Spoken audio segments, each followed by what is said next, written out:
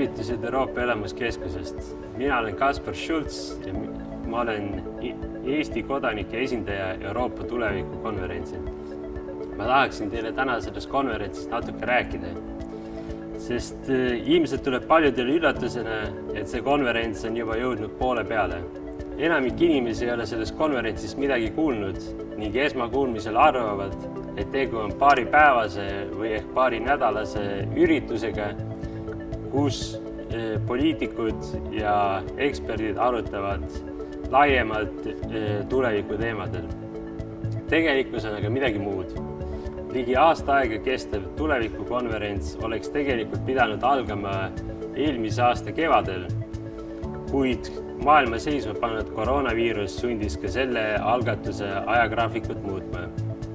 Kuid kui pandeemia ei olnud konverentsi korraldamise ajendiks, miks siis soovisid Euroopa juhtivad institutsioonid, Euroopa Parlament ja Euroopa Komisjon seda üritust siiski korraldada? Sellele on kaks suuremat põhjust. Esiteks, maailmas on viimastel kümnenditel toimunud palju muutusi ja mitte kõik need ei ole olnud positiivsed. Kliimakriis ja selle tagajärjed, rändekriisid, probleemid tööhõives, eriti noorte jaoks, on üle-euroopalised probleemid, mis puudutavad meid kõiki. On selge, et kui nende probleemidega ei tegeleta nüüd ja ei tegeleta koos, võivad tulemused olla Euroopa jaoks katastroofilised. Ja teine probleem on Euroopa demokraatia. On süvenemas arusaam, et Euroopa Liit ei seisa oma kodanike huvide eest. Ja samaaegselt tunnetatakse, et inimestel ei ole mitte kuidagi võimalik osaleda Euroopa Liidu otsustusprotsessides. Nende kahe tendentsi koosmõjul tekib kergesti skeptilisus Euroopa osas ning isegi vaen kõige suhtes, mis on Euroopa Liiduga seotud. Kui sellele probleemile vastust ei leita, siis võib see hakata mõjutama ka teiste poliitikate elluviimist, sest inimesed võivad hakata nägema vastuseisu Euroopa Liidule kui väärtust. Euroopa tulevikukonverents on selles osas kaks kärbest ühe hoobiga lahendus, kaasates nii inimesi kui arutades tuleviku üle. Kuigi enamik tuleviku üle arutajatest on Euroopa Liidu ja liikmesriikide poliitikud, siis on ka kodanikud kaasatud ja seda mitmel viisil. Esiteks saavad kodanikud osaleda ise, minnes veebilehele future.europa.eu ja pannes kirja oma ideed. Samuti nad saavad lugeda ka teiste inimeste ideesi ja neid kommenteerida, osaleda sündmustel ja neid korraldada. Teiseks osalevad eurooplased ka aruteludes otse.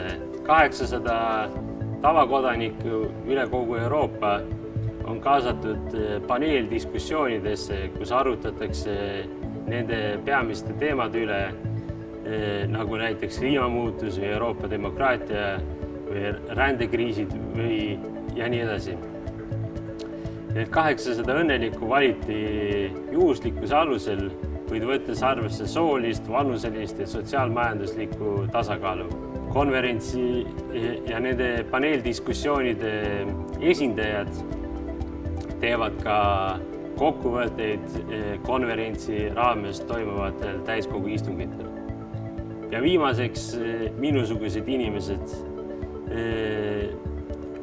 Eurooplased on esindatud ka läbi kodanike esindajate, kelleks üheks olen mina. Kuna Eestis võeti eesmärgiks, et kodanikke peaks esindama noor, siis delegeeris riik otsustamisõiguse Eesti Noorteühenduste Liidule, kes siis minu välja valis.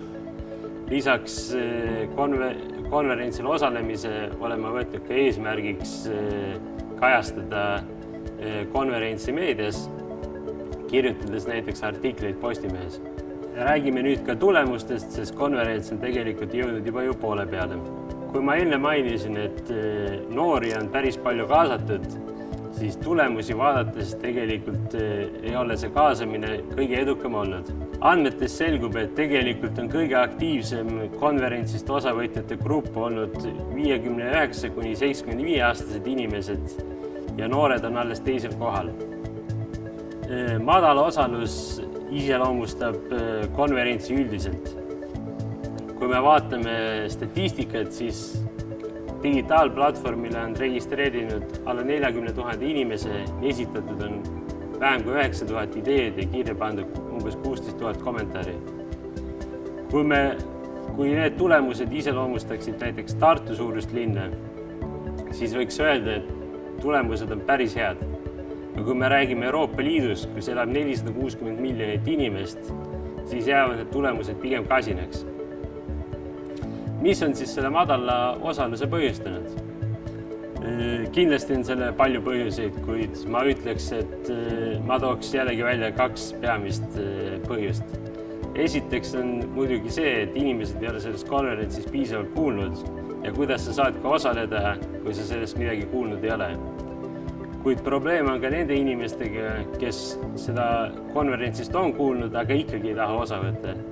Mitmed need inimesed on mulle öelnud, et nad arvavad ja kardavad, et konverentsi raames esitatud ideesi ei võeta tegelikult arvesse. Sellega ma kindlasti nõustuda ei saa. Olles ise Strasbourgis toimunud täiskogu istungitel osa võtnud, olen ma näinud mitmeid poliitikuid, kellel on digitaalplatvormi raportid välja prinditud ja läbi töötatud. Ja eks ma ka ise olen muidugi seda teinud. Nii et kindlasti ei saa öelda, et kedagi ei huvita ja vahet pole ja mida iganes. Ja teiseks põhjuseks on liikmesriikide vähene huvi konverentsi reklaamimisel ühiskondadele.